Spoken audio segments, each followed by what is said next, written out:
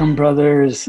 I'm in deep appreciation of your presence. I'm, I love the team of myself and Nimai so much because we really complement each other well. And it was Nimai's idea to do this spotlight view on everybody. And for me, when I've been watching, it has been highly, highly touching. I find myself in tears. The idea that brothers are taking the time to actually sit with each other and come together and start to share from a different quality of place, a place that historically or generations past would not have touched, maybe in certain small circles.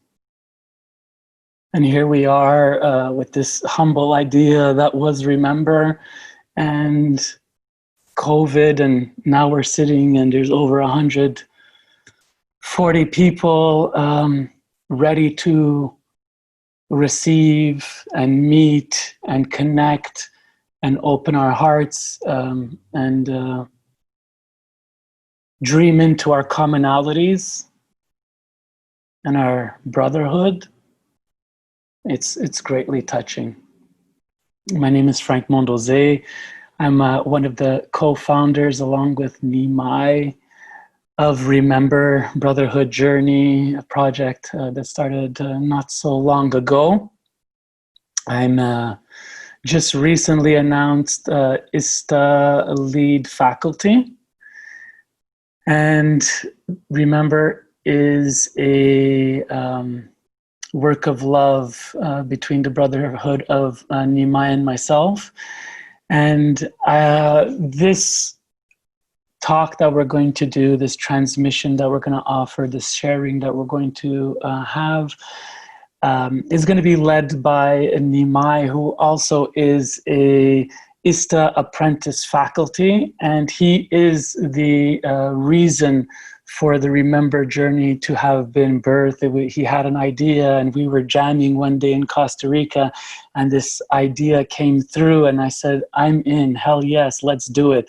And from there, we've already had 2 ReMENber journeys in Costa Rica, and this year in 2020, we had the plan to do 4 in 4 countries. So we'll see how that goes.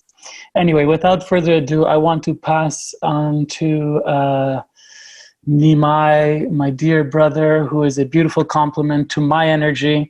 I'm usually like a lot of fire and a lot of aliveness and a lot of yang, and Nimai as well has this yang that I trust so much. But what he brings to me and how he continues to teach me is the quality and the tenderness of his heart that touches me very much. And I'm so happy to be offering this talk and this journey with him and our other brothers, Philippe as well as Gilly. And I want to do a quick shout out to the ReMENber tribe elder, Starhawk, who is here, and some other brothers that have graduated before of the ReMENber. So without further ado, Nimai, take it away. Hey, brothers. Wow. It was super beautiful to see many that we know. Some brothers that, as Frank mentioned, have been with us in the ReMENber journey. And there is a sensation I feel right now that I didn't expect, of the potency of having the possibility to have a men's circle in some level, men's square, from all around the world in the same time. And it brings me at the moment, and I think it's relevant, that not too long ago in my men group that I'm a part of, one brother had a vision of creating this huge global prayer, and with many medicine musicians from all around the world. And we started, okay, let's go with this. And in the end, it called Canta Como Amor, and there was almost 10,000 participants over there. And we were shocked that it went so far. And my vision was to have only male bodies, brothers, kind of prayer together. And I understand that now this is it. It manifested without me even thinking that this is how I'm going to manifest this, or this is how it wants to be manifested. So thank you that you are here and taking a part of, in some way, a prayer that we're going to come to. Thank you, Frank, brother, for standing here with me and again in this journey. And I'm going to speak a little bit about what is the ReMENber and how it was born and so on. But for me, it was born from a place that understanding the need for brothers to meet. Just to meet. There is a frequency, there is an energy when brothers are sitting together and really meet. And what do I mean by saying really meet? It means that this is the moment when we can feel each other, spirit, energy, soul, vibration, truth, whatever word you want to put into it.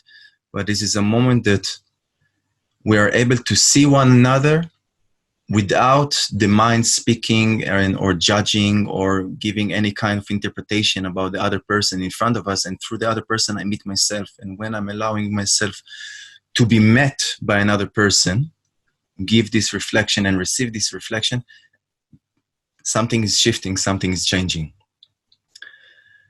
So feeling into the vibration of the world and what is happening around the world right now, and I will come into this in just a few minutes. There was a moment I thought to myself, okay, I'm part of ISTA organism, which is an amazing organism. Many of you are now visiting the second day of a bit of transformation. Maybe some of you brothers here are ISTA graduates. Maybe some of you are not. I am honestly curious, but we don't have the possibility to now go over each person understanding who is a graduate and who is not. But it speaks for both. And why? Because it is complementing one another. To go through brotherhood journeys and then to be able to go through to more depth journeys, it's an empowering moment. And when I had a download that honestly is just something that came through about the ReMENber journey, I set up with Frank in Costa Rica in a beautiful house of another brother, Gili, that is at the moment one of the brothers leading the brotherhood journeys.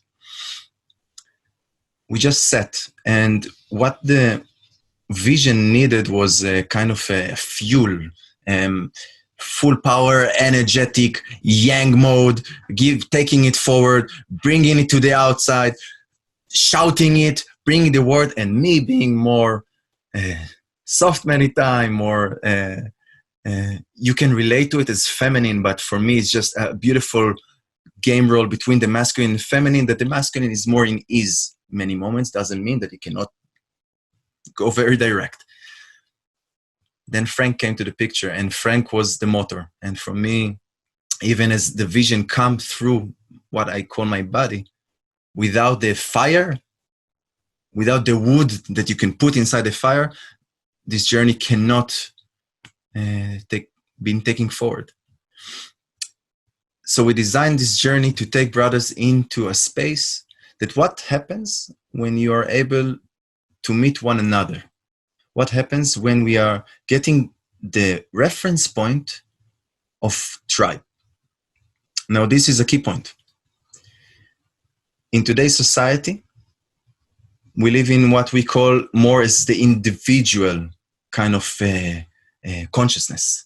We are all mostly taking care of ourselves, our houses, our nuclear families, my business, my partners, my children, and so on and so on and so on. For some of us, it's not black and white. For some of us, we have more openness. We live more a bit in tribal kind of consciousness. We have more brothers and sisters that maybe we even take care of their children in moments or we also give a shoulder for one another. And in the same time, we are still living in an individual culture. Understanding that and knowing that the frequency that I feel that the earth is calling is something more communal. There is a calling back for a tribal. Now, how do we get into a tribe if we don't sit and meet? To get into a tribe, to sit together in a circle that we are all feeling a part of the tribe, we need to meet one another. And this is something that's being prevented from men. So we designed the ReMENber Journey. It's a 5-day journey, 5 nights, 5 days, with a grand finale kind of integration night in the end that usually we just have a lot of fun, no curriculum, no nothing. We just take the entire week and bring it into life and feel how it is. And there is a few brothers, as Frank mentioned, that I already saw here, our elder Starhawk, Mark, their dear brother that is here, and I saw Aleko as well. That we kind of take the entire journey that we were onto into this night and just play it out and feel what does it mean to sit together in a circle in a tribe. Now, today's talk is about, in some way, the masculine role in transformation.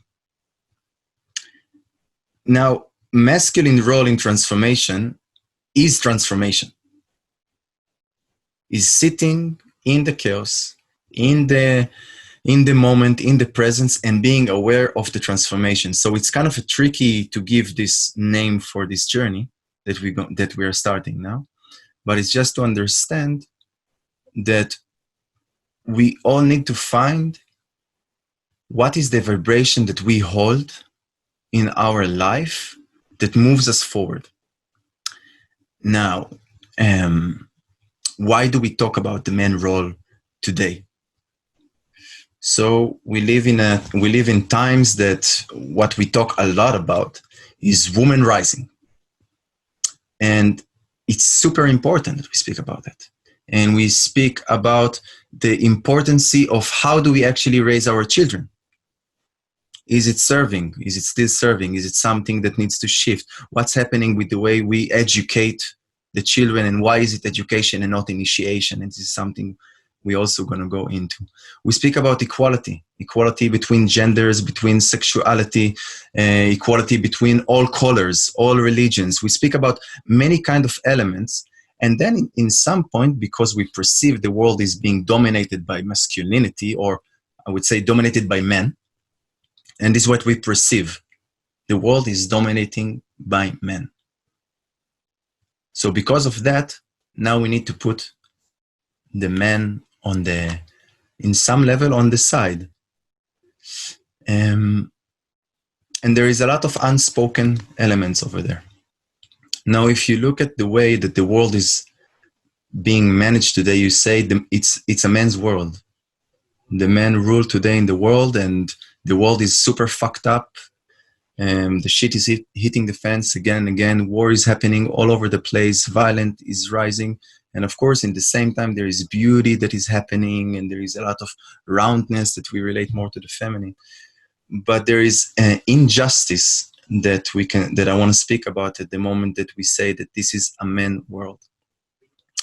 And the injustice is that this is not men that rule the world.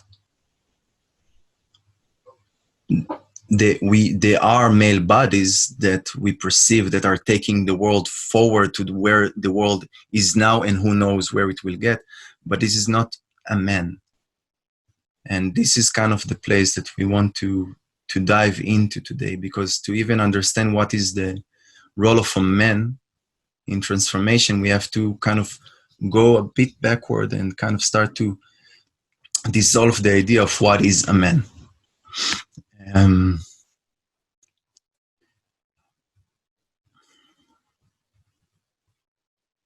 taking a deep breath into that.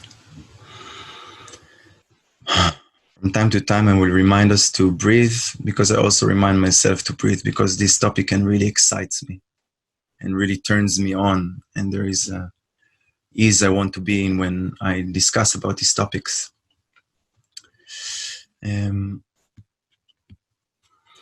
So when we look at the way that the man is ruling today in the world, there is a lot of unspoken words, and the unspoken words is about what man needs to hold today, and how much it's actually not so easy to hold that. For example, holding the weapons as being warriors of today. And the warriors is not just today, it's for centuries and centuries that the men are the one that being responsible and have to go forward into the battlefield in many different kind of forms and kill and being killed. And this is something that we carry with us. And what does it even mean? In their history, there was moments that people that were going into war could not go into their homes unless they went through a full cleanse. And this is something that is not so much happening today. Where is our suffering? Where is our oppression? Where do we speak about our emotional disability and the blockages that we carry from the expectation of what does it even mean to be a man? It can be challenging. For example, if now I speak about how men are suffering and there is an injustice and there is a oppression also on men and so on, it can be triggering. And this is one of the reasons we wanted to have this talk only with male bodies, because it's not necessarily a space that for any woman that carries different kind of traumas being happening from men, it's easy to carry this potency. So we asked, and we've been invited by the ISTA Online Festival to give this journey only for the male bodies, to kind of bring this transmission over to this, because this topic, again, can be triggering. Because when we speak about this, immediately traumas can be activated. So I want to explain that we need to speak about our sacrifices as warriors and the way that we are supposed to endure pain. We need to endure pain and take every pain and hold it inside and not let it out and not let it be expressed and so on. And then there is also the emotional, I would say, castration. I think this is the right word to say to it. I see Frank is nodding to me. Frank is also my grammar advisor. So it's nice I can see him also in the window, because anytime I have my English is not the best there is.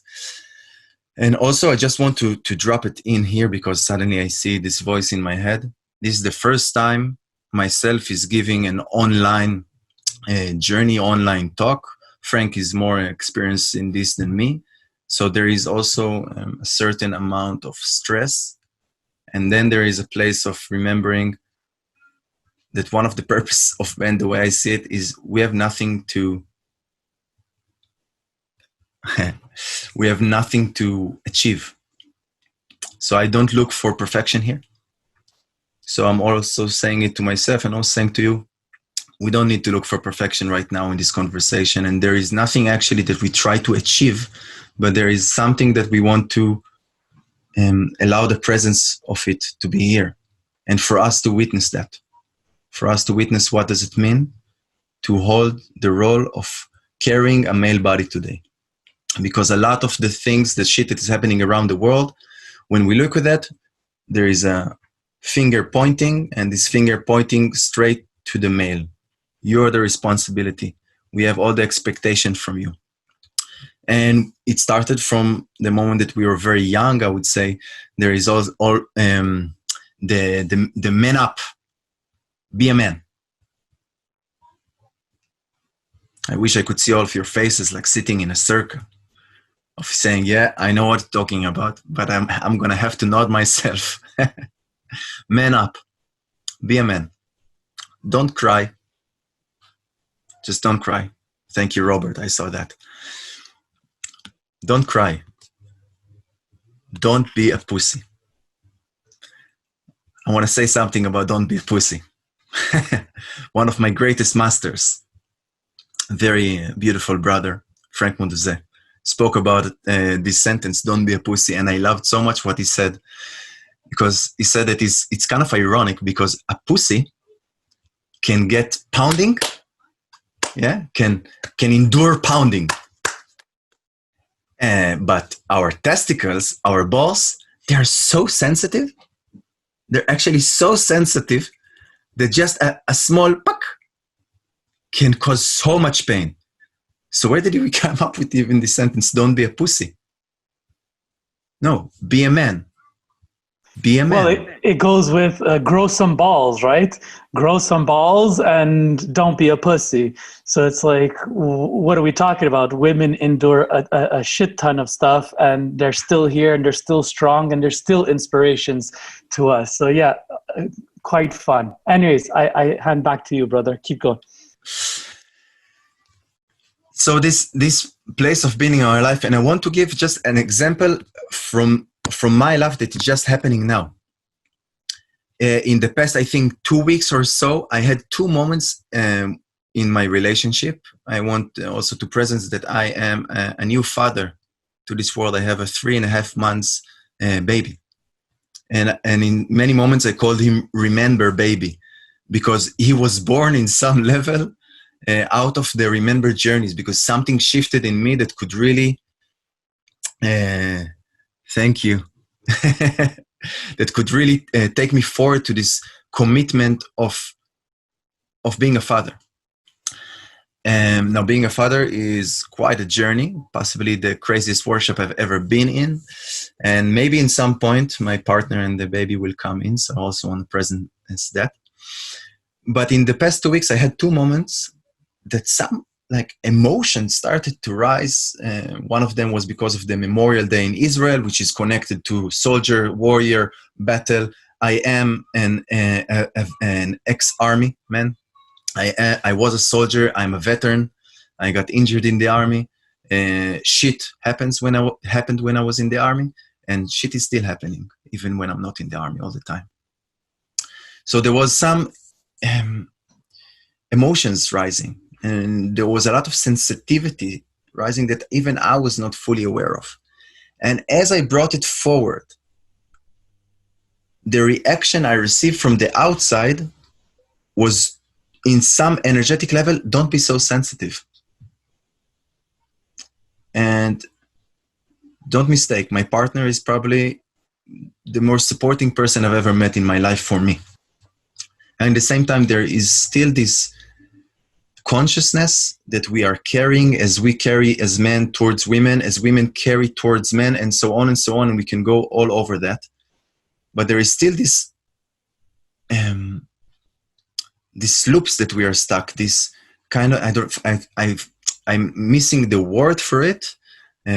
Probably Frank already knows what I'm speaking about, but it's the point that we are repeating on something constantly with some kind of a loop that even when I bring emotions, then my partner don't be such a pussy, don't be so emotional. Why are you so emotions? I'm going to bring a reaction super unemotional to your emotions, and then my emotion shut down even more. Lucky, not lucky, but thanks to my choices, I can work with her on that. So we can still work on this and we can still process it afterwards. But this is something that for me struck me very strongly to understand that even me, with all the work that I'm doing and so on, still there is this emotion rising that I'm not even aware of. And suddenly there is this voice coming, shut them down. You're not supposed to be so emotional. So what if people dying? So what if crazy shit is happening all around the world? You're not supposed to feel all of that. There is an expectation to provide and to perform in all elements in our life. If it's the work, if it's sexuality, if it's the way that we handle power, if it's the way that we handle women, if it's the way that we handle responsibility, there is always a level of expectation, and there is always a level of how much you can provide that is being asked from us. And even not asked, in some level, even needed. So this is something for me to drop here, so we can all take a breath into it, because I'm pretty sure many of you kind of understand what I'm talking about. I would say, imagine even when you were a teenager, and when you were a teenager, there is this whole moment that you are starting to open to sexuality. And when I'm opening to sexuality, there is all these expectations of I have to perform, I have to be the best lover, she have to orgasm at least 3 times, and I need to hold it strong, hold it strong, hold it strong. If by any chance I will have ejaculations before I want them to happen, or I will not be full erected, or so on, so on. It means I failed. I have failed to be a man, because a man is always hard, because a man is always in control. And in those days, being a teenager, we turned into porno to give us the point of reference of how we're supposed to do it, which pretty much fucked us fully. And we're not going into porn today. This is a different topic. Not different topic, but a different conversation, I would say. But it does play a role here, because it was an imprint that many of us received as we were young and until today. So me not being a man because I'm not performing. And there is this element of I've failed to be a man. There is a journey that we need to go through. And many of us are not aware of it. Many of us didn't receive the transmission for it. Many of us didn't receive the guidance that we have to go through failure. Failure is a part of life. If we don't judge it as a failure, it's just another stone on your path that you need to go through. Just another challenge that we have to go through. And back in the history of the tribes, of the different traditions, and pretty much where I look into, because I like very much to look into initiations in different tribes around the world. And in many different tribes around the world, thousands of years already, there is an initiation path for a man. The woman goes through her initiation path, which many times connect to her moon cycle. And the man, it's kind of connect to the moment that it start to blossom, the sexuality, sexual energy started to move, something is starting to rise and so on. And there is all those different kind of initiations throughout the world. And those initiations usually encourage you to go through failure, to go through pain, to go through different kinds of emotions, to go through feeling abandoned, to go through feeling that you are alone. And I would say in some level, it all takes you to the place of, I'm going to die.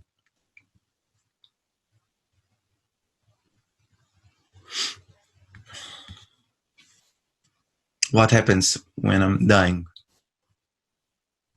So we are in the year 2020. The society is moving through crazy shifts. Only in the past, I would say even 100 years of technology advance that we were not even imagining that is possible. All the information is open for all of us to see, but there is something that happens when we have all this information. There is a lot of disconnection. And for me, for example, sitting here with you in the Zoom talk, this is a moment that we take the possibility of technology and we use it in a way that possibly serves us. Maybe it's one of the biggest men circles internationally that ever happened. I have no idea, personally, but I will not be surprised. And this is a moment that we take it into service for us.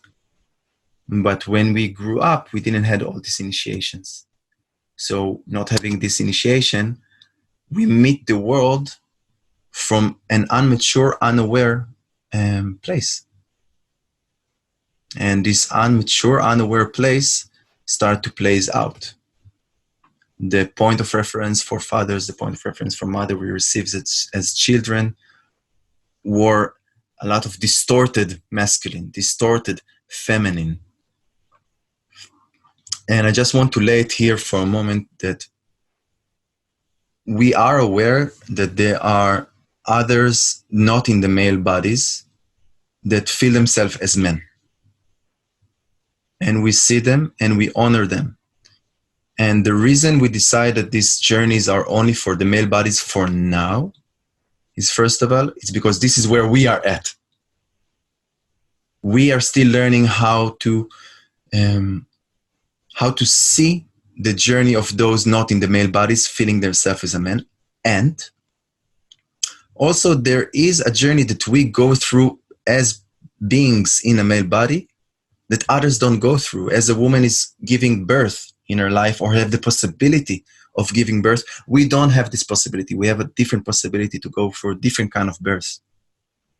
So this journey is for the one in the male bodies, because your relationship in your history with other men, with your genitals, with your relating to the feminine or the women, whether it's external, whether it's internal, it's something that we went through.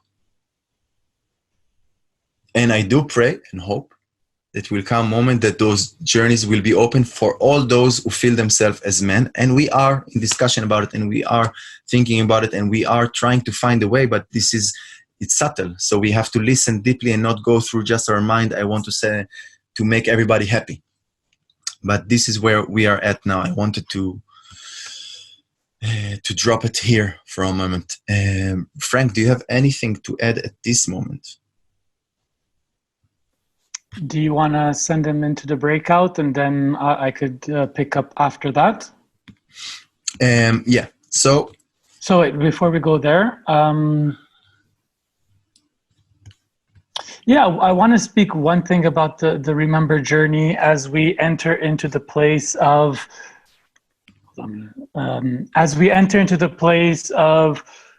identifying. So I think Nimai did a fantastic job here, like just giving us permission to actually feel into the journey of what it was to be a man growing in this culture at this time, and really setting the context of, acknowledgement of the man's journey. One thing I feel is that for a long time, it's because we're men and because we're the dominant gender in society that, our journey has to take a second back seat. And it does. Culturally, it does, because we have to shift and share power and learn how to transfer that power to women in order to balance our society.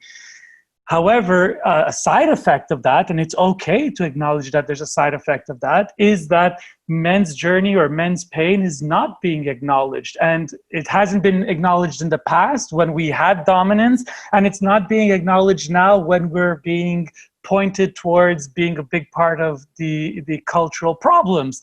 So it's like, where is our place to express? And I think Nimai did a good job of encapsulating that piece. One thing I want to speak clearly about the ReMENber journey, in this moment, we're doing a very clear transmission, us to you. But when we sit and remember, and one of the values and core foundational aspects that we have in ReMENber, and the reason why we run with 4 facilitators, is because when we have 4 facilitators, the power is forced to be shared, and that is what the brotherhood is. It's not about one person holding the throne and everybody else being the minions. It is about having brothers like King Arthur and the Knights of the Round Table. It's like we all have a voice here. And the most beautiful thing that I love about the ReMENber journey is, of course, there's parts where we're transmitting and we're taking people through journeys to have the ahas. And then there's specific times when we actually open the circle for the wisdom of the circle. And that's when Nimai speaks about we're not perfect, even if it's our first time on Zoom or even all our positions. The one thing that's clear about us is that we are open to continuously doing the self-evaluation personally as ReMENber as well, to constantly move and shift to where there is more light now. It's like we can't always judge ourselves from the past reference point when there was no consciousness or no awareness or no knowledge or less knowledge, less wisdom. So as we move and we grow, there's more light, and then we can move from that place. And for us, we strongly feel that the circle holds light, multiple light bulbs. And this is what we are looking to harvest when we are at the ReMENber journey. And this is part of transformation as well. And the first part of transformation is acknowledging that we don't have to do it alone, that we sit in a circle and that we have allies that could have our back and be in this journey with us. So on that point, I think Nimai wants to ask you a few questions to consider. And then he's going to send you into breakouts to have just a quick conversation to feel into these topics. So Nimai? Thank you, brother. It was perfect. This was perfect for me. I think that there was a beautiful comment that just went up my screen, that the circle is the facilitators. We are kind of trying to guide the ship in the way that we receive the transmission as the one that initiated this journey. And in the same time, there is something that we learned through the ReMENber journey is silent, listen. Because when we thought about it initially, there were 3 facilitators. Suddenly we saw the power of 4 facilitators, as Frank mentioned, because it pushed us to learn how to share power between us. And it's something we didn't even thought about necessarily so much before, but suddenly when we were in the journey, it just took us in. And also saying that when we are in the journey, we are transmitting something, and we will give you now a space for sharing a bit. But we are also feeling very much we are in the circle. We're going through many elements. We are jumping into the work. We are doing the exercise ourselves again and again and again. And I can say it also as an ISTA apprentice. I've been in many ISTAs already, and I'm still diving in, jumping in, and every time I get the medicine. Now, just before we go to breakout rooms with a few questions, I think the piece about the initiation, that there is something a bit scary about going through initiation. And you learn it when you look into the young, usually between 9 years old to 15 years old, in the different tribes, that they have to go through this fear. And I think a big piece of this fear is because many of us, when we choose to go through this initiation, never come back. Initiation is something that you will never come back. Yet, and... Never come back the same, that's for sure. Exactly. You never come back the same. You go forward from it. And not to be the way that we used for us, that it's normal for us to know ourselves. It's something that is very challenging. Okay, this initiation pushes me to face fears and to face myself and to face the world and to face the reality and to face the deep sources of my soul and heart. And this means I have to go deep inside the understanding of what is my challenges, what does it mean to be a man today in the world, what is my life purpose. And when I go to these places, I'm gonna meet the dragon, I'm gonna go inside the cave, and this dragon is fucking scary, because this is what we are being taught, that this dragon is scary. But we will touch into this dragon later today, very shortly from now.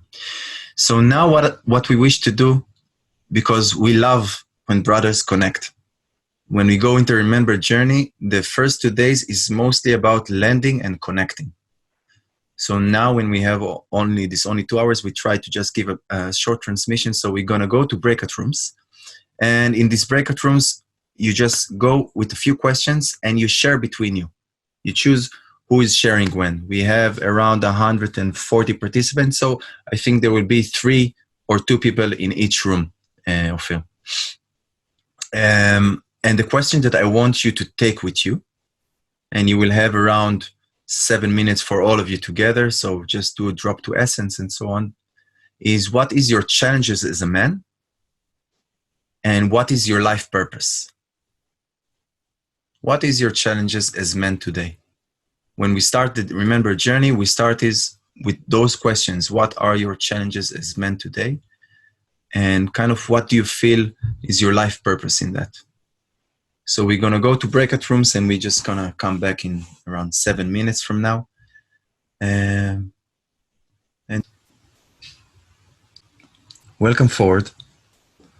From a moment of visiting the rooms, apologies about whether it's happening or not, it's we are still learning how to do those breakout rooms and so on.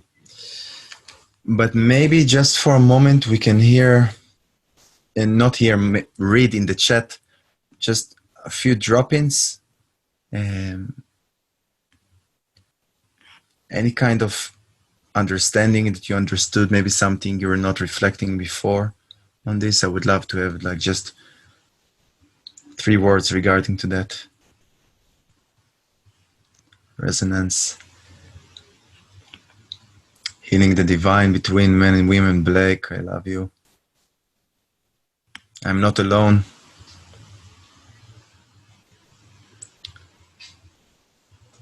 Thanks, fuck, I'm not alone. Vision Quest. Power of exploring all emotions. Inside the challenge, the purpose lies. Yabu, good to hear you. Wow. Rusty, tribe. Love. Beautiful. There is many. It's just going on and on. So yeah, there's so much. There is treasure there to read after. But Frank, take us forward, bro. Yeah. So welcome back, everybody. So I'll just quick touch on some topics that are very popular in the ReMENber or that we have heard come out a lot. I noticed in the chat window there was something on how to attract women and whatnot. It's a great topic, and we're definitely want to learn more about that. But I'll tell you that at ReMENber we don't really target like the player game. It has nothing to do with how to attain something from the other, actually. However, when you do the ReMENber journey and you do the work that I'm about to talk about, that's when there's an energetic and light shift in the way we hold ourselves. And I could tell you that is very attractive and that can attract women. But in terms of like what's alive in terms of attracting women, we don't go there in ReMENber. It is really a heart journey and a collective heart journey. So some topics that have come up in the past that ReMENber is topics on power, pieces on where they're having challenges, accessing power, accessing the personal power, how holding power, not wanting to share power, or how to share power, or losing power, and what does that mean about us as men when we lose our power or we give up power. Another big topics are emotions and like how to deal with aggression, frustration with being stuck, dealing with pain and suffering. And then finally, we also have everything in regards to love, connection, flow, specifically on the topic of attachment, jealousy, and on the opposite side, compersion. Compersion being the opposite of jealousy, where you actually find happiness or at the extreme pleasure in the pleasure and happiness of the beloved. Okay, so man's role in transformation.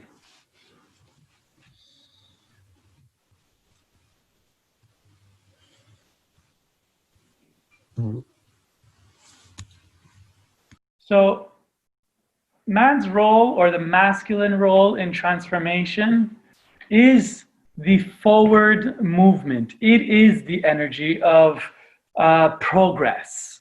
It is definitely in a evolutionary standpoint versus a more passive standpoint.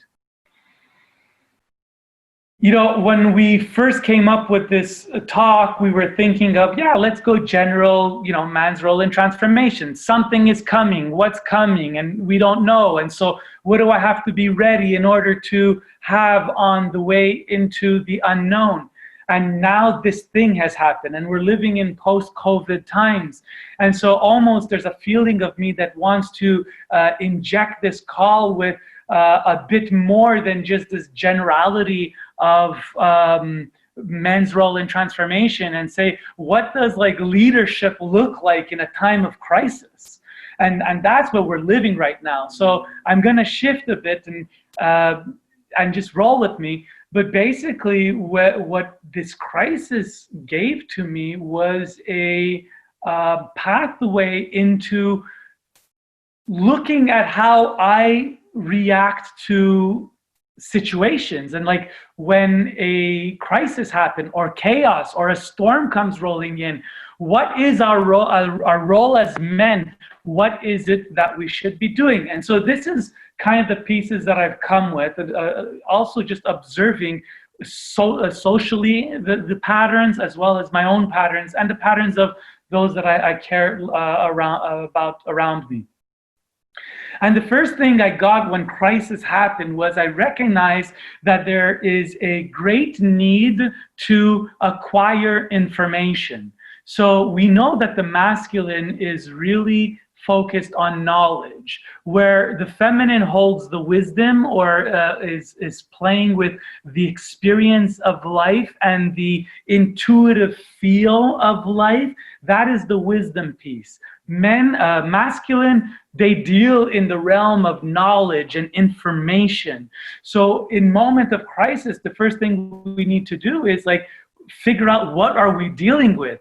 Is it okay to like take it easy and take a nap, or do I have to be on my toes because I have to be in movement? I have to be in response to what is happening. So the first thing would have been like information gathering, and then it's like deducing all this information and acquiring information from vast places, not only one place, and having an open mind to really be able to go through information that looks like even nefarious or conspiratory. It's like, can I listen to all of it so that I can slowly distill what I feel is truth? After the information piece was the piece of going into silence, going into the quietness of the self to start to feel into what is really happening. And this listening that's happening is happening on two levels. And it could be in different sessions, of course. It's all happening at the same time and or compartmentalized. But there's this listening to the inner self. It's like, what's going on internally? How am I feeling? Is my emotion up? Am I scared? Am I angry? Am I frustrated? Am I sad? Am I depressed? What's going on in the inner worlds? Or am I completely clear, in my ease, centered and grounded? And a lot of times it's easy to trick ourselves into believing that we are centered and grounded and whatnot, but the moment we get a stimuli, boom, we get into reaction. And so reaction is a great flag to let you know that you are not you are not in emotional currency. You are not emotionally current. So when we are in reaction, like knee-jerk reaction to what is the stimuli that's coming to us, it tells us that we are not centered and grounded. And so what I said was, what we want to be able to do is respond.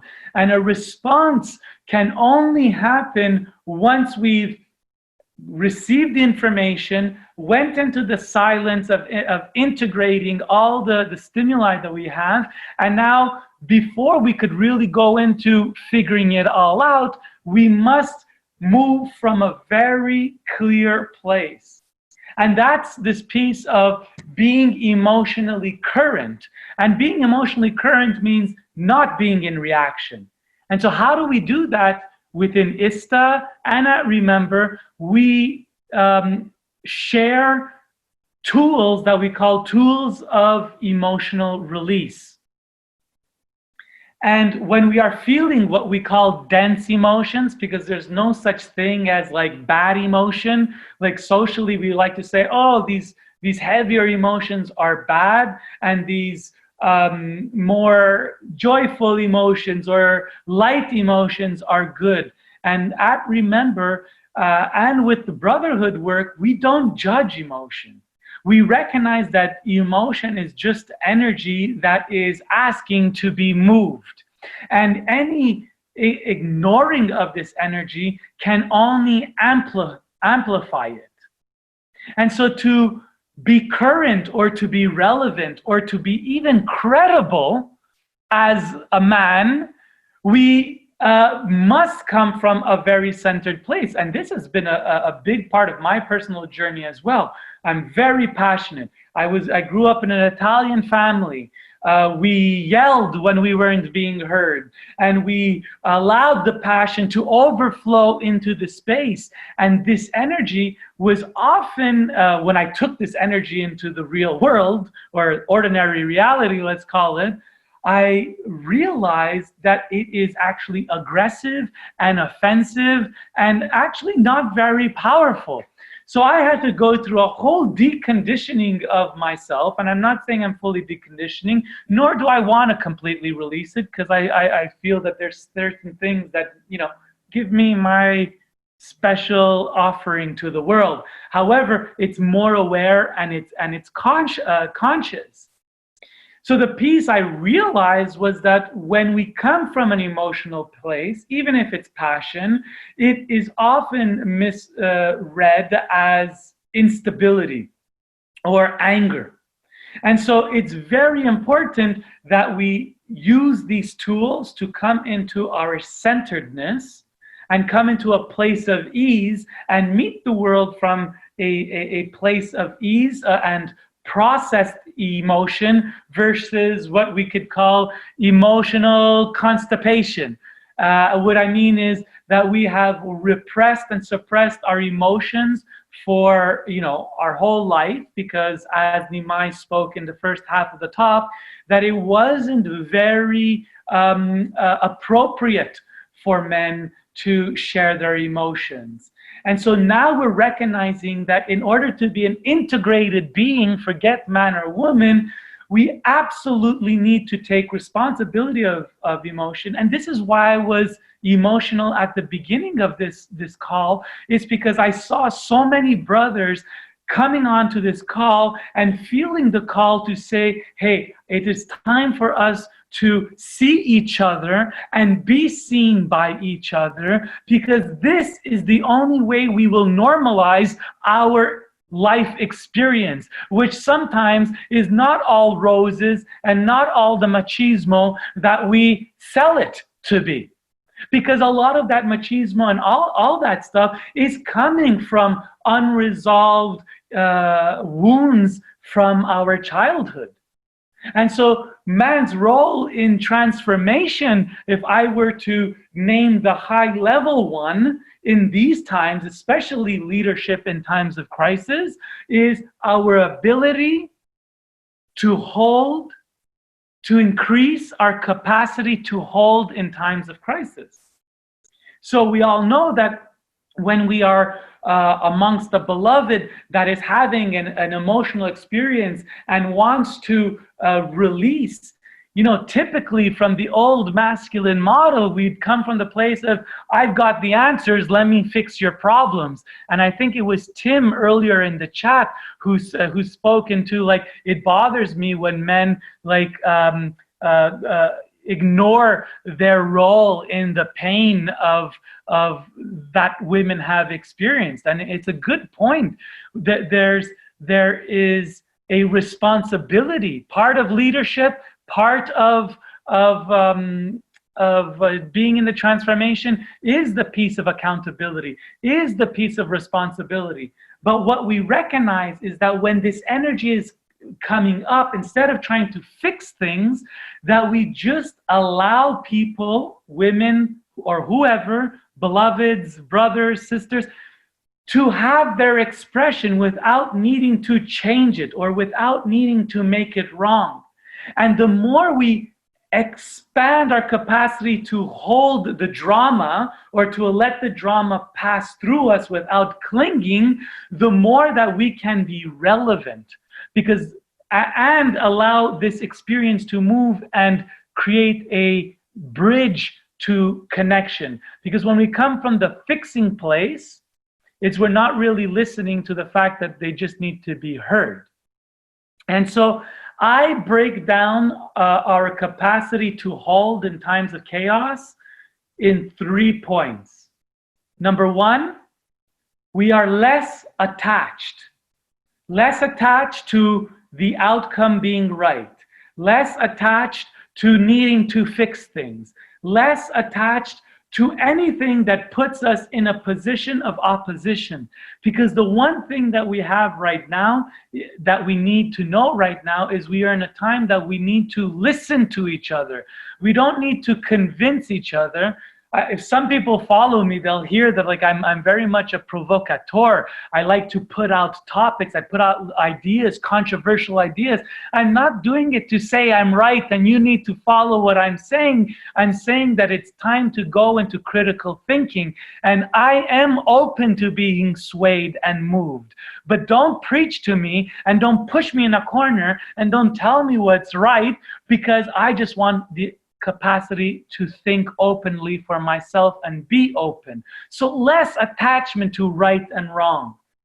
As I spoke about before, staying emotionally current. That is the number one tool that we can have in our pocket to be credible and to be impactful. Because when we are emotionally current and we're moving from a grounded space, we sound and are felt in a different way that is more easy to receive and more easy to listen to, versus the chaos and the jumbleness and the ramblings of a insecure or an uncertain reactive position. And finally, when we do this, it leads us to places of less overwhelm and less anxiety. So if we are in times of unknown and there are energies that are coming up, that is creeping up into our system, that is feeling that we are anxious about the unknown, that is also a call to go run some energy, go move, go use emotional release tools. And if you want to know about emotional release tools, because you haven't done ReMENber and you haven't done ISTA level 1, you could go to my Daring World podcast, very easy, frankmondeose.com. You go to the Daring World podcast, and in the Daring World podcast is a whole episode on the 7 tools to emotional release. So listen to that, practice that, and when you're feeling your body get charged, this is what you want to go to, so that when we're moving in the world, we're moving from a place of centeredness, which is power.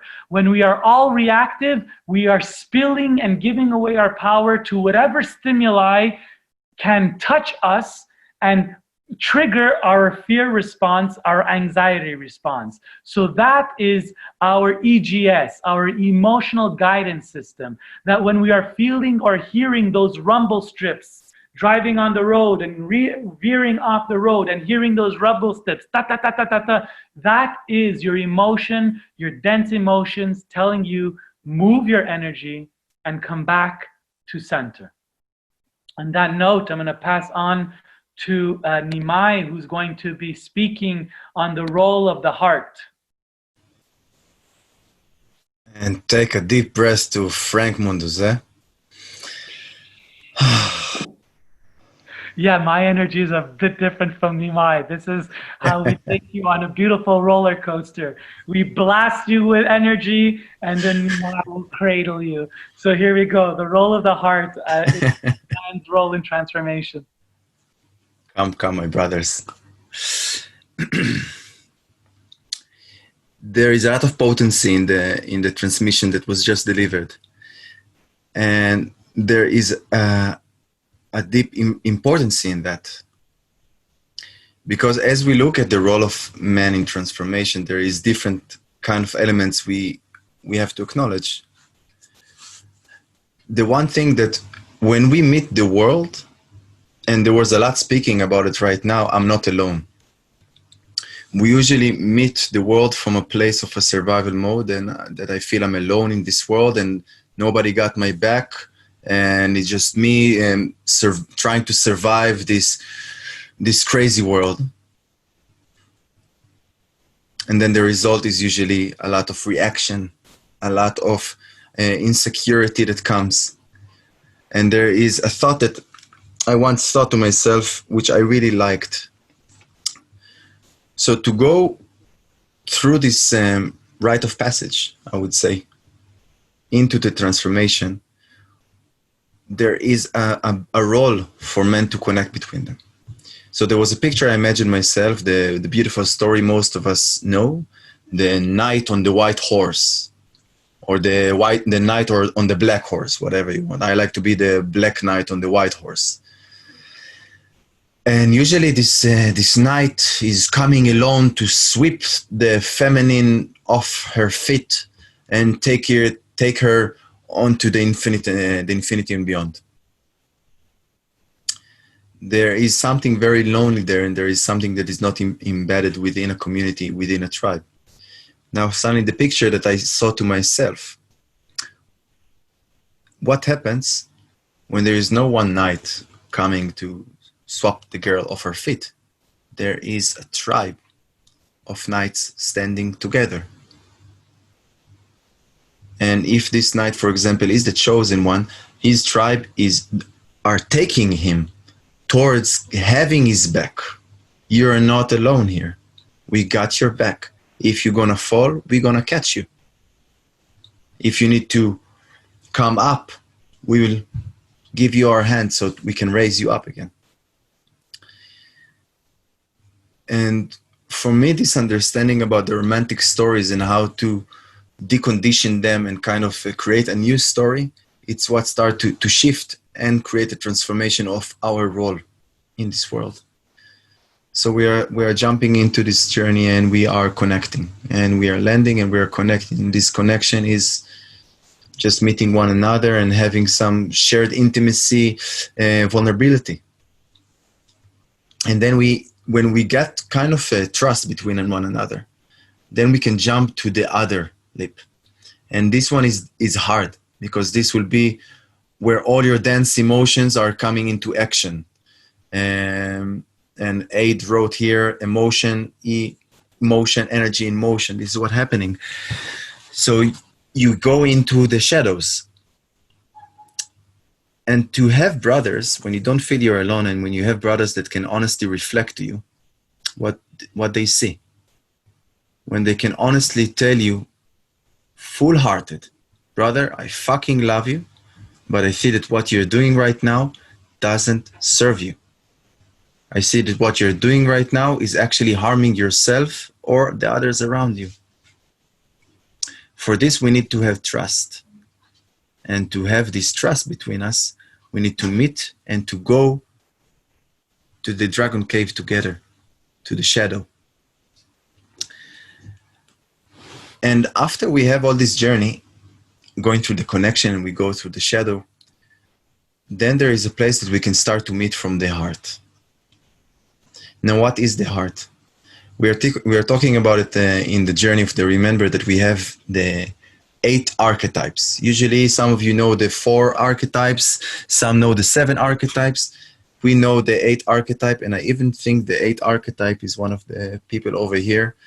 John Judge is a good example for an 8 archetype, but this for another conversation. In the 8 archetype, we have the one in the center. The one in the center is our heart, is the king. I'm not going to go now over the chakras and over the archetypes that we are deepening more in the journey itself. And I hope it will make you curious, because some of them are super relevant for all of you, probably, or at least for most of you.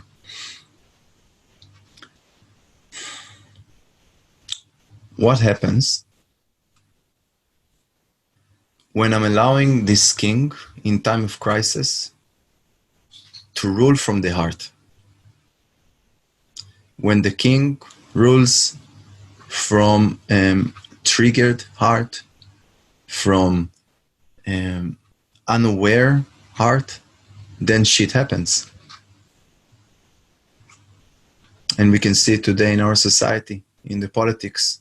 Those in the highest rank, those in the front that are leading us, in many moments you witness it and you say, how is it possible? How is it possible that a person that is leading a country, a society, a tribe, is so distant from their heart? They are so distant from their heart that people constantly are being pushed aside, stepped on.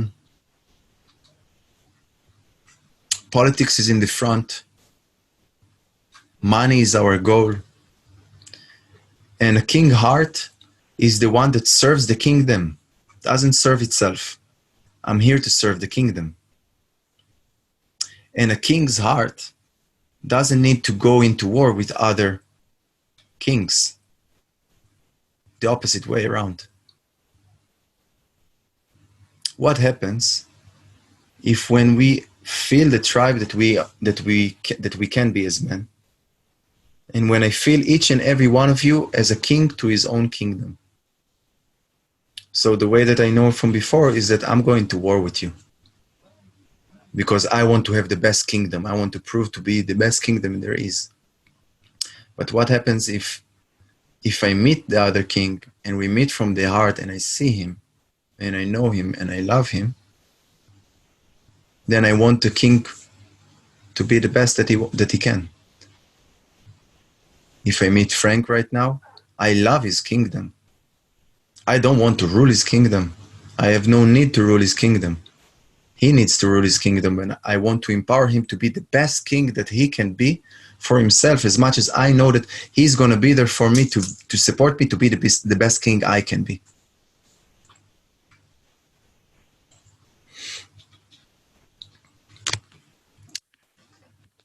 And there was a word that Frank dropped. The word is compersion. It's a super relevant word that when we talk about brotherhood, about supporting. And the one way to describe it is the opposite of jealousy. And if you go more into depth of it, is the moment that I fully celebrate the love of the ones I love. So if I have so much love with Frank, for example, and I feel him in my heart, then when I see him succeed, when I see him conquer all the beautiful women, all the beautiful men, whatever we like, I celebrate this. And he smiles because he knows it's true. And he knows it's the other way around as well. What happens when I see him step within an organism I appreciate into leading? I celebrate this. I love it. There is no need for the jealousy there. There is a need for compersion, because the compersion is the one that actually comes from the heart.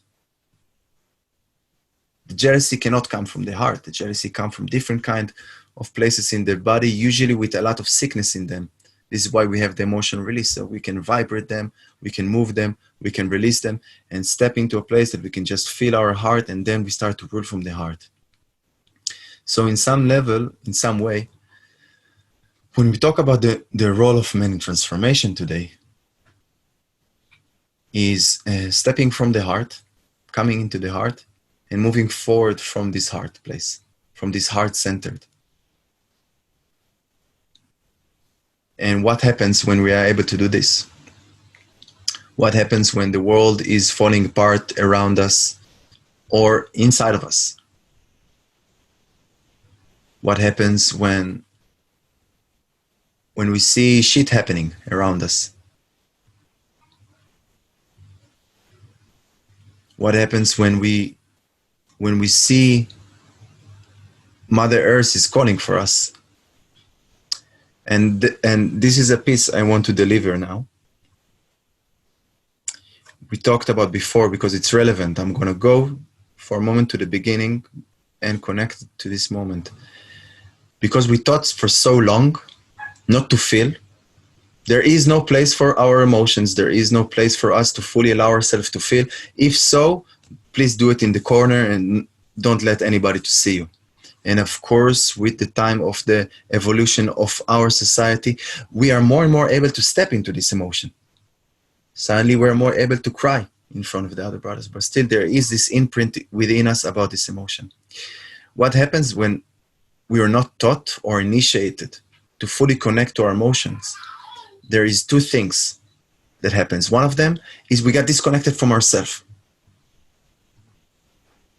But the other thing, and this is a major part, we got separated from listening to the vibration of the feminine, of the earth, Mother Nature, everything that is happening all around us.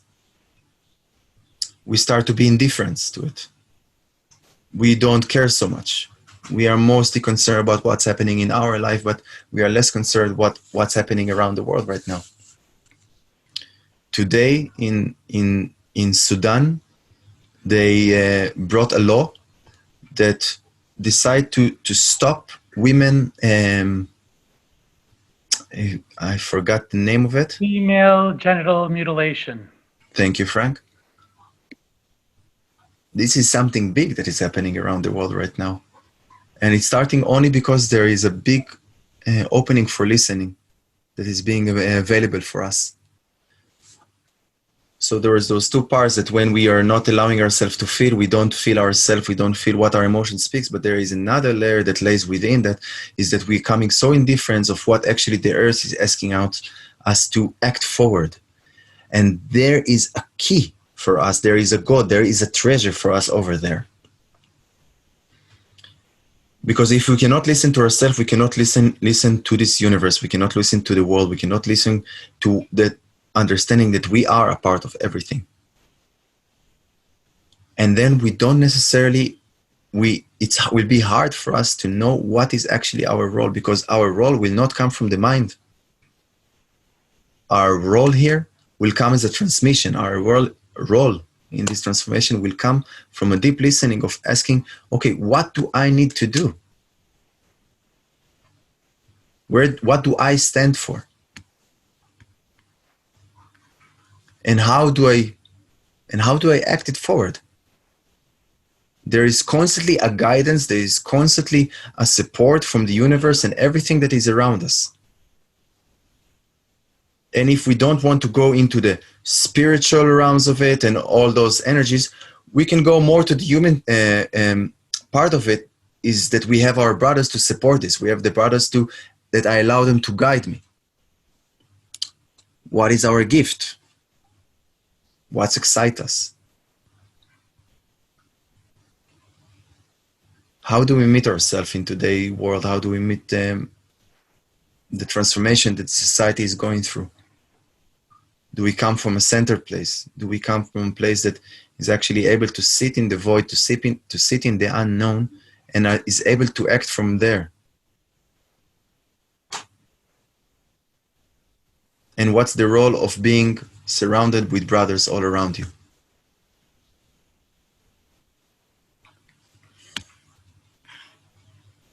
Frank, do you have anything?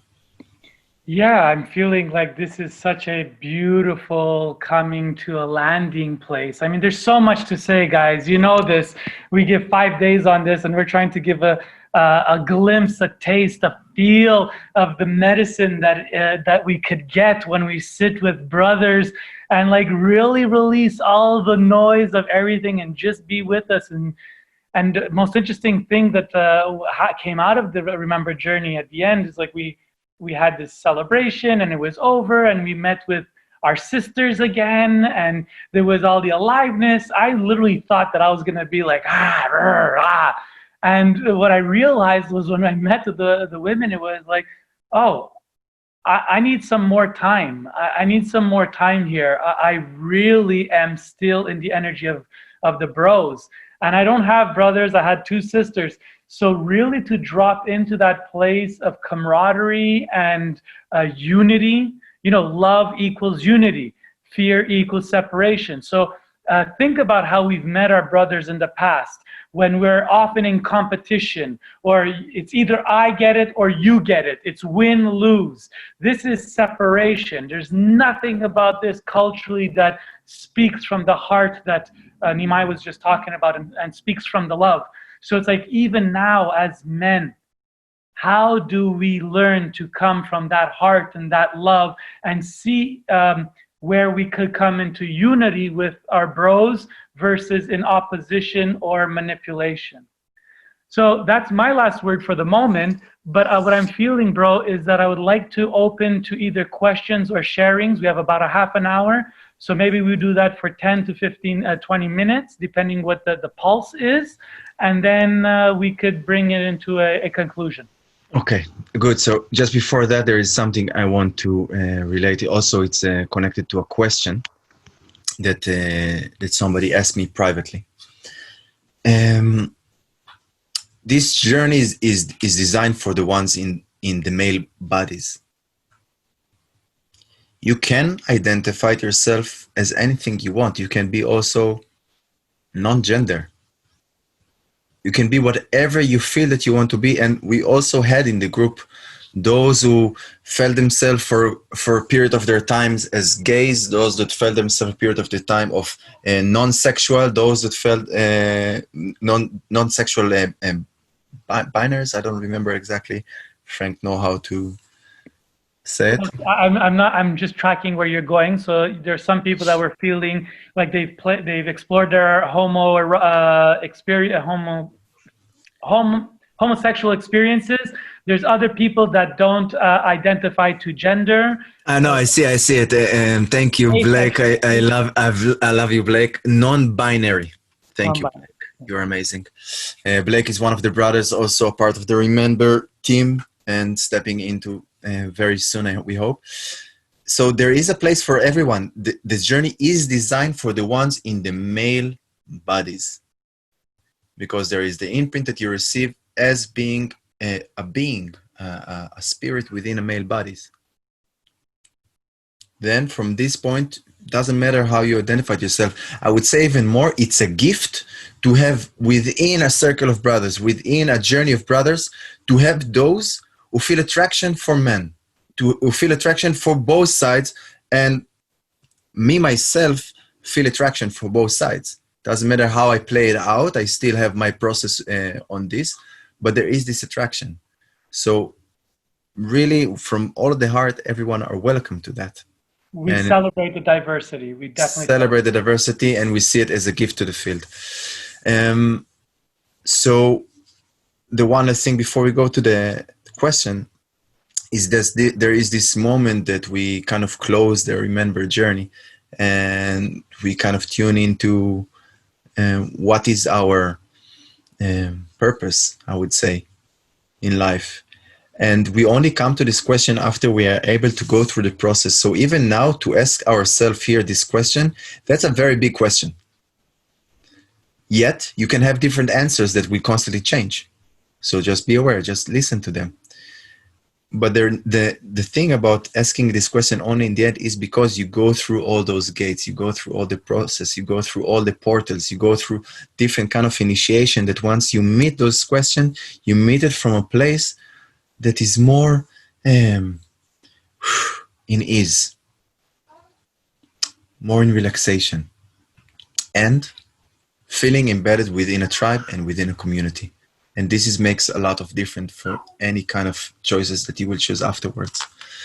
So I want to open it for a question. Please speak to your transition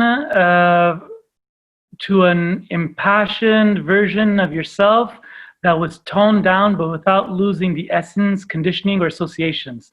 I'm an Arab man, 2 sisters, challenged, divorced, experienced, and fearful of my anger.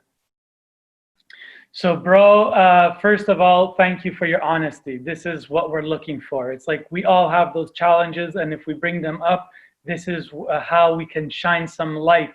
I too was very afraid of my anger as well, so much so that I held a lot of shame around it, and a lot of negative and destructive thoughts, actually. So to answer your question in terms of how did I become, how am I more like accessible, I would say. So as you could tell, my passion is not toned down. To me, that my passion is my aliveness. What I track instead is my come from. What is my come from? Is my come from trying to change your mind? Is my come from trying to dominate the conversation? Is my come from manipulating, using my passion and my energy and my expression to quiet other people down. When I look at these, I'm like, oh, if I'm coming from those places, those are the times where I need to stay quiet, actually discipline myself to actually not talk in those moments. Because not speaking or not winning or not getting your point understood, what I have learned, does not say that you're a bad person or a dumb person or an ignorant person or wrong for that matter. It means that you've just saved your energy from spilling it into a pipeline that doesn't have great return on your investment. So I have learned to share my energy where it is invited, where it is celebrated, and where it or tolerated. Like I'm willing to bring my energy where people are open-minded, don't love what I'm saying, but allowing me to say it because it's important. The other piece I use is I give people a lot of permission to tell me to pause or to stop, because I'm not attached. So if people can't handle it anymore, just tell me to pause and I'll pause. I'm not attached. And the final piece that I used to link to my non-attachment is I've used humor, because humor recognizes that, you know, we don't have to be right, we don't have to be wrong. In the end, bottom line, what I want to drive to everybody is that this is all what they call the Maya, or the Leela. It's the grand play. It's the grand show. And you are the main character. And what you are feeling and what you believe and all your limited storylines is the projector projecting this grand drama on the screen that is your life. So it is only as dramatic as you choose to let it be. I have started to come and meet the world from a place of the play, where it doesn't matter that if I'm right or wrong, all is happening in divine accordance. So I'm not trying to change the divine.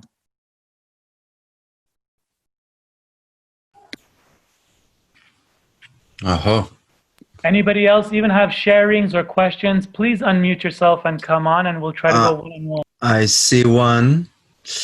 How do we develop emotional centeredness in the moment when triggered, and using emotional release tools in when it's not appropriate?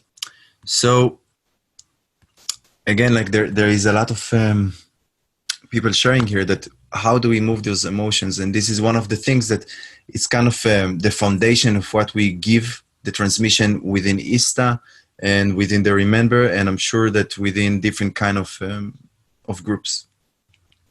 And there are tools, and I think a big piece in all of that, because there is also the piece of what Robert was mentioning about not knowing what is my purpose, and maybe not even wanting to know what is my purpose, and it's connected to blame and shame, is to release the expectation of myself to constantly being able to control it. It's release the expectations that I'm always able to move my emotions. I'm always able to vibrate those emotions, and I always have to know what is my purpose and so on. I don't. But I am committing, and maybe this is a piece of my purpose that I'm sharing here with you here, to listen. I can honestly say that I have different things that I saw, but one of my life purpose and one of my commitment between me and the creation, or as I call her, the big mother, and whoever wants to know more about it is welcome to ask me personally, but it's just to continue listen. And I think it's the hardest job I've ever done in my life. More than being a father, more than being anything, is just to be able to listen.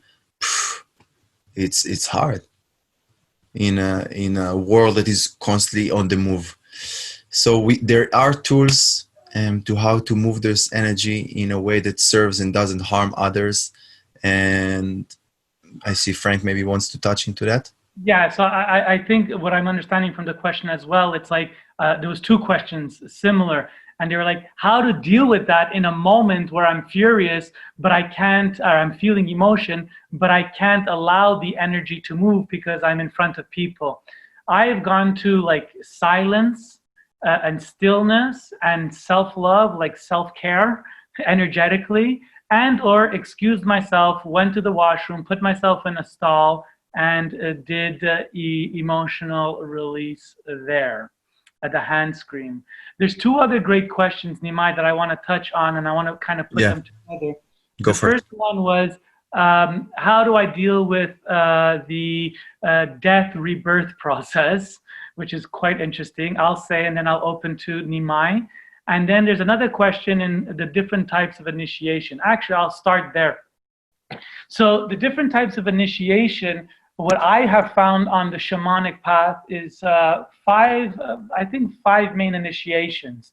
The first one is the initiation into understanding life from the spiral path. So you know what a spiral is? It's a circle that keeps on opening and going open, versus a linear path. The linear path is I do A, I get to B, I go to C, I go to D. It's a straight line, and it's like timeline. This is not the shamanic path. The shamanic is spiral, meaning we come again and again to the same topic until we clear it. So that's the first initiation, coming into the spiral path. The second initiation is about the family of origin, or your inner child work, or what it is to acknowledge the inner child and recognize the pains and the wounds and do the work related to the inner child to move that. That's another initiation that we work on. A third initiation is what we lightly touched on. We didn't go deeper, but I put a link in the chat, was about shadow. How do we deal with shadow? Shadow being those repressed or ignored or forgotten parts that wreak havoc in our life that we choose to not look. They're in the back of us. They're not really in our consciousness. So really going into the shadow work, another initiation. The fourth initiation is the inner beloved. It's like, instead of moving through the world, seeing the world or the outside woman or man as the desire to acquire them so that I can be in love and be filled and be met, my other half, my better half. It's releasing that idea and coming into the journey of discovering, courting, and falling in love with our own inner feminine and masculine, so that they can marry and they can be integrated and they could come together. That's an initiation. And then the final initiation that we like to touch on is sacred purpose. It's this piece of how do we drive you or support you to go from a personality that is running through the world, doing the check boxes and acquiring all the things, versus releasing the need to be successful and actually moving from what your soul is calling, your soul purpose, your sacred purpose. So allowing that to move through. And so when we talk about the death initiation, like what can I tell you about death rebirth initiation? It's like, well, that is the initiation.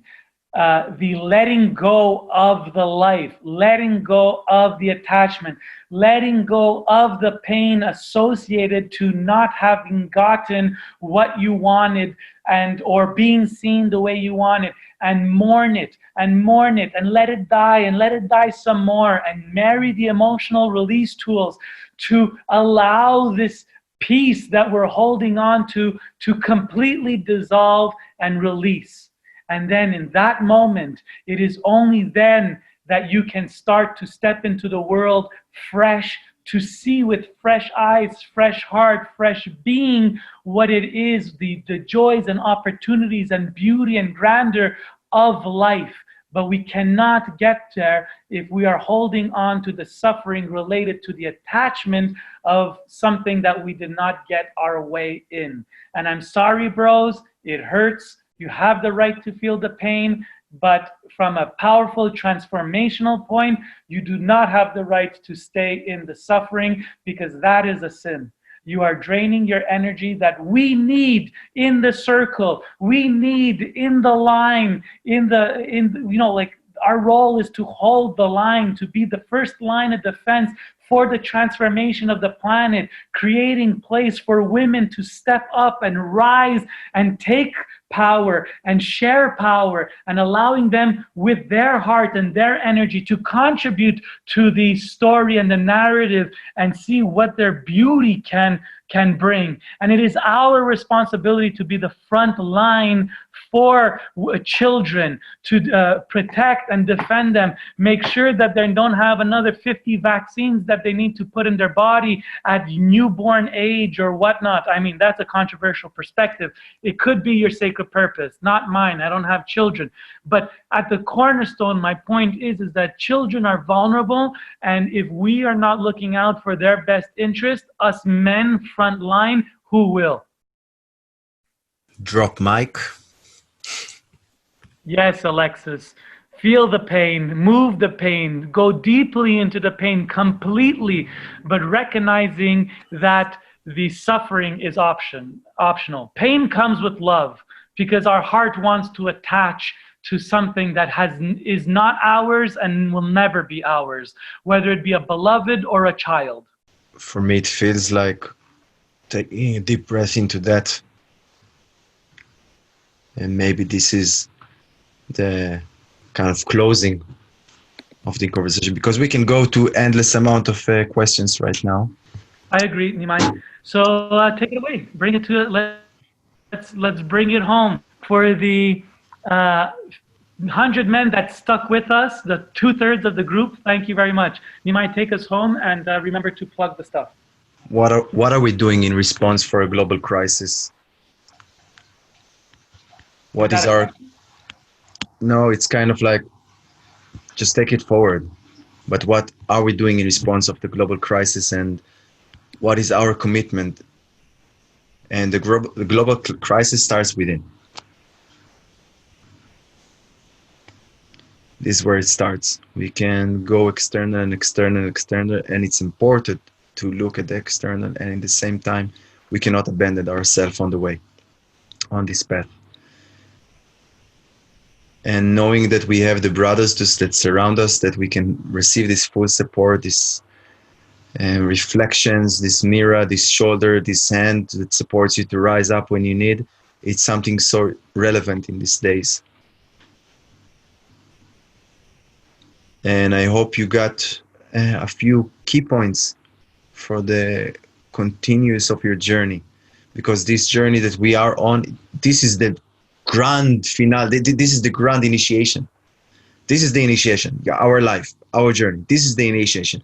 Within this big initiation, we will have many small initiations that it's only our responsibility, and it's only our actions. Do we decide to take those initiations, or we like to fall asleep? And one of my greatest teachers, a man from Colombia, says, never go to sleep. Go to rest. Rest yourself, but never go to sleep. Always stay awake. And it doesn't have to be with a lot of weight on it. So I hope that the initiations that we are going through will be those that we need. And I hope that we carry from this conversation a place that asks, what do I stand for? And it can be, I stand for myself. This is a good place to start. I stand for myself, and when I stand to myself, for myself, then I can take the values of what I believe in and go outside external and stand for them over there. It was a pleasure having you, brothers. And I hope we will meet also face to face in one moment. Thank you. I want to, really just add one piece, that part of the journey, this journey is the initiation. Yeah, it's like the reason we're here is we're here to learn to love so purely that we don't have to be taken in the dramas. That's the journey. So the fact that we are in the dramas is not abnormal, it's the process. So I would say, trust the process, stay committed to, like Nimai said, choosing yourself first. And when we're talking about that, We're talking about the selfishness that leads us to take care so that we have the capacity to move out in the world as a asset and not a deficit, and not being like draining the power and bringing other people into sleep, but doing the self work so that we can show up powerfully with our heart and with our truth, and learn along the ways how to greater and greater and greater come to love. So on that note, I want to always invite you that you could always reach out to me, Nimai, Gilly, for support. I'm pretty sure we will be available for a very fair exchange in these times. Somebody sent to me a message saying, how about we create something during COVID times, an online ReMENber? Maybe we think of an abridged online ReMENber, bro, that we could take everybody on a small journey, 2 to 3 days, a few hours a day, affordable. So that's something. And so the invitation is to go to ReMENberjourney.com to be kept aware of all our news. And yeah, so the next ReMENber coming up is in Montreal in October. Let's hope that borders will be open. 27 in September. In end of September, correct. Yes, Montreal, end of September. And it's going to be in Montreal. Nimai is going to be here. The whole original team is going to be here if everything goes well. So inviting you to register for that. And if for whatever reason it can't happen, or you're afraid to actually come through, we are happy to completely give you a full refund. We understand the current times. So feel free to apply, get your place reserved. There's only space for about 20-25. So move on that. So ReMENberjourney.com. We are here. We are here in alignment with you, and we look forward to learning more from you so that we can share what we learned from you with all the other brothers that we meet in the world. Thank you. Aho. Nimai, let's see your baby. This is the next generation. The next generation. And there was a question about Berlin. Most likely Berlin will be cancelled because everybody, at the moment, everybody that's going to Europe needs to go to 2 weeks quarantine. So thank you so much, brothers. Whether we meet face to face or here in the online, we are blessed for that. And really, as Frank said, please reach out for us. There is many beautiful brothers. I know Blake is here. Reach out to Blake and other beautiful brothers. Starhawk.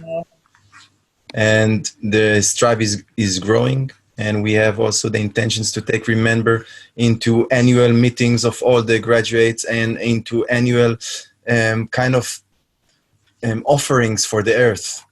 So each person that is participating with ReMENber also one time a year, do something for the earth. It's super relevant. So we give back gratitude for our mother, for everything that she provided us. Thank you so much. Thank you, bro. Hi, baby. What's her name again? Remind us. His name. Sorry. Is Mayu O, Celestial River. Thank you. So on that note, if you feel like this talk has supported you or you enjoyed it, please feel free to talk about us on social media. We don't mind it. You could link ReMENberjourney.com. You could link whatever you want. We are happy to receive your testimonials, and not for us to feel good about ourselves, but sometimes the words you say touch people in a way that they didn't know that they could access through us. And you might be the portal to people joining us, whether it be in ReMENber or ISTA or whatnot. We are counting on the whole tribe to get this message across. So on that note, as I usually say, let love free. It's the only way we'll ever change anything.